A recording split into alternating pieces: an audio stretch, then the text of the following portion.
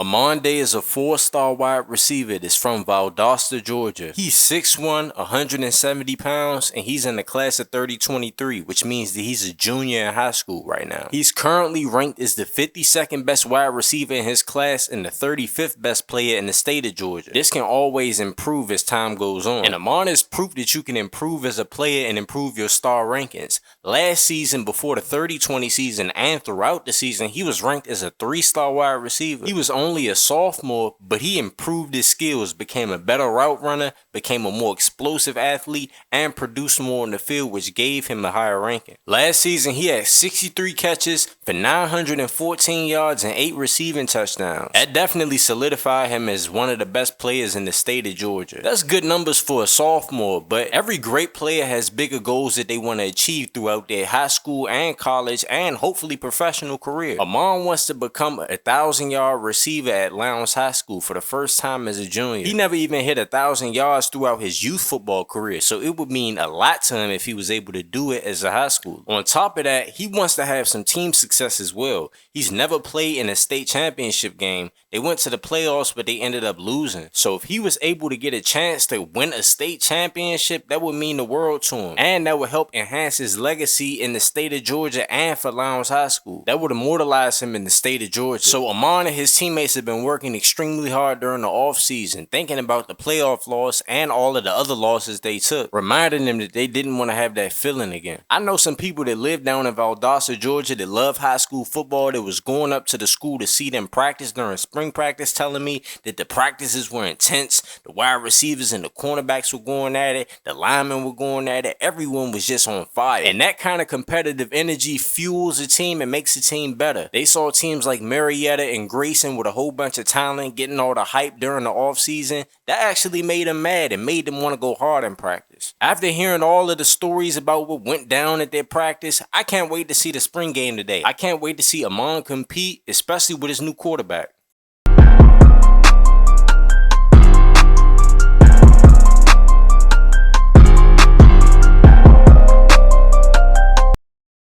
I'm Reason, owner of the Reason Sports Network, here reporting live at the Reason Sports Center, and I'll be covering this game remotely today. It's the Lowndes Spring Game in Martin Stadium in Valdosta, Georgia. A lot of talent will be on this field today, especially Amon, a 4-star wide receiver, just recently moved up in the ESPN Junior 300 rankings. He was a 3-star for the majority of his career, but now he's a 4-star. I'm also getting word that it'll be Georgia Tech coaches at the game today, Georgia coaches, Florida coaches, a lot of coaches from the SEC will be here. But we're here, Martin Stadium, Valdosta, Georgia, home of the Lowndes Vikings. And I did forget to add, Amon is a Patreon member. After only getting 2 yards on first and second down, Amon will route up this corner, but the quarterback throws it right into the hands of the middle linebacker. The quarterback, Kyson Ray, throws his first interception on the first drive of the game. Amon does a great job of getting separation on the dig, but the quarterback just gave him nothing to work with. That's a poorly thrown ball. That's all on the quarterback. But the white team couldn't get any points on the board after getting that short field. Amon gets open right here, really because the safety decided to go for the interception. He ends up breaking the tackle, ends up getting tackled. 22-yard on the game for his first catch. Horrible play by the safety. Terrible ball skills. I don't even know what that was.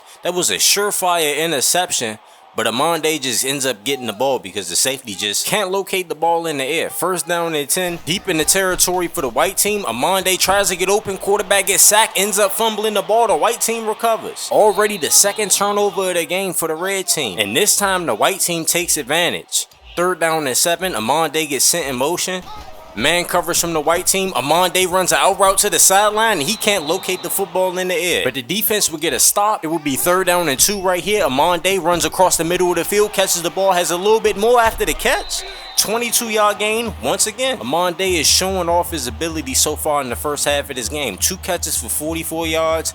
And both catches went for exactly 22 yards. First down and 10 for the red team. The red team will get stopped on third down, forcing a 4th down and 3 for them. And the obvious choice would be to get the ball to number 17. 4th down and 3, Day gets open, gets the first down, 5-yard gain. They would end up moving the ball on the drive, forcing a 2nd down and goal. Day gets open once again, and that's his first touchdown of the game. The red team would tie the score up with 122 left to go in the half, but the white team would score before the half and then score when they got the ball at the start of the second half. So the score would be 21-7. It's now 1:15 left to go in the 3rd quarter. On 1st down and 10, Amon Day would be open in the middle of the field for the dig, but he just couldn't locate the ball. Once again, Kyson Ray, which is a subscriber to the channel, put the ball right where it needed to be, one of his best throws of the day, and Amon let him down. 3rd down and 16 right here with 45 seconds left to go in the 3rd. Amon Day trying to go deep on him.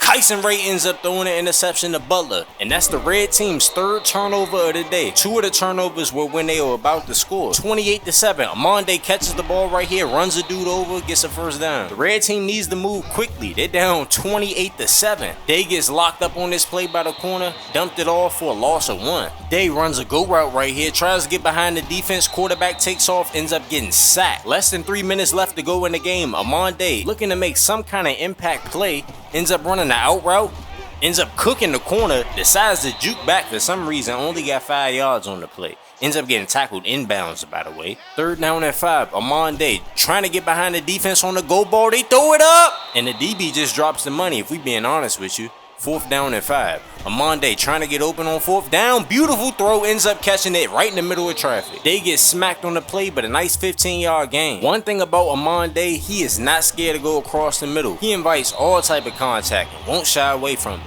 3rd down and 3, 140 left to go in the game. Amon Day getting man coverage. They decide not to throw it to him, but to throw it to another receiver, and he ends up catching a touchdown pass in the back of the end zone.